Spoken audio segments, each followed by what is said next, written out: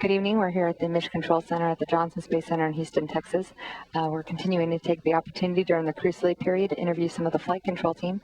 Joining us now is Ken Neiss, who is the CATO officer from the Space Station Flight Control Team. Thanks for joining us. Thanks for having me here. Can you tell us a little bit about the CATO position? What does that entail? Sure. CATO stands for Communications and Tracking Officer. So what we do is we work and make sure the links for commands, telemetry, voice, and video are good between the ground and onboard the space station. And in particular, for the shuttle mission, we're making sure the voice between the shuttle and the station is good, and the passing of data between the shuttle and the station is good. Tell us a little bit about your background. What led you to this job at NASA? Oh, it's a weird, wild path. I went to Penn State University, and I got my undergrad there. And each year they'd have a career fair, and NASA would be one of the booths there. And so, of course, being a person that always loved space, being part of the Young Astronaut program in third grade, got that card somewhere in the house. But I've always loved space, and so put in my resume each year, and I went to grad school at Penn State too, and the second year in grad school, after putting in the resume, I got some interviews and got some phone interviews and was asked to come be a part of NASA. And how long ago was that? Like, how long have you been working here? I've been working here for about 6 years. And all supporting space station? All supporting the space station. What do you love most about your job? Well, I have to say the best part of the job is being a videographer, basically, a glorified videographer. Using our external cameras, we can point and zoom in, zoom out, get some Earth views. For dockings, undockings, we get those views set up. For hurricanes, we get some views that Public Affairs gets to put out onto the other news channels and so forth.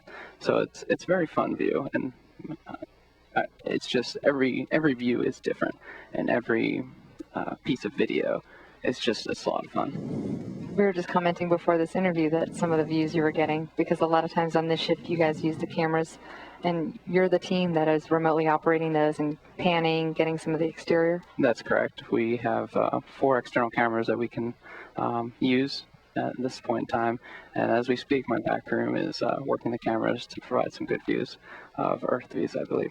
And sometimes I'm imagining that you get requests from specific teams wanting to get views of a certain area? Yes, for damage assessment.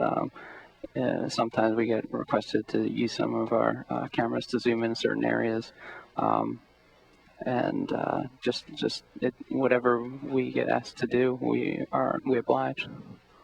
And so you mentioned your back room is doing that now. Tell us about your back room. Like, what kind of team is supporting you on a mission here? On the mission, we have 2 backroom positions. One position, the Avenger, deals mainly with the video systems. And for shuttle missions, it's very important that we have a good video plan, especially with international partners and their requests, and the EVAs, the spacewalks, and their requests, and their needs, and robotics operations, which require a lot of downlinks. We've got 4 downlinks, and we've only got a limited number of pathways to get all that video to the ground. So that's what our Avenger is doing.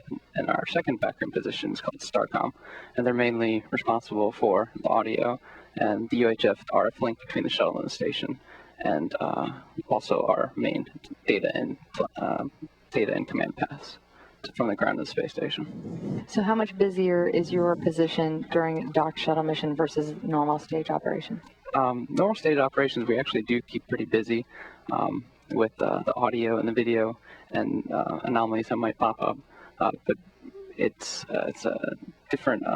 It's exponentially harder and exponentially more challenging and more work to do during a shuttle mission, which is why we do have 2 additional personnel to help us out. Well, do you have any advice for students who are in the college track or might be interested in a job at NASA? Yes. My background is from engineering. I was an electrical engineer. I've actually focused on communication systems, but just go for it. Whatever you're interested in, you want to have a job that you like coming into work each day. You want to have a job that you have fun doing, and you can make a living off of too, of course. That's another bonus. But the biggest thing is you want to be able to go to work happy and leave work feeling fulfilled. And this is a dream job. Great words. Sounds like you have a real passion for your position. I do. It's a lot of fun. Thank you so much for joining us. That's Ken Neiss, the Communications and Tracking Officer from the International Space Station Flight Control Room.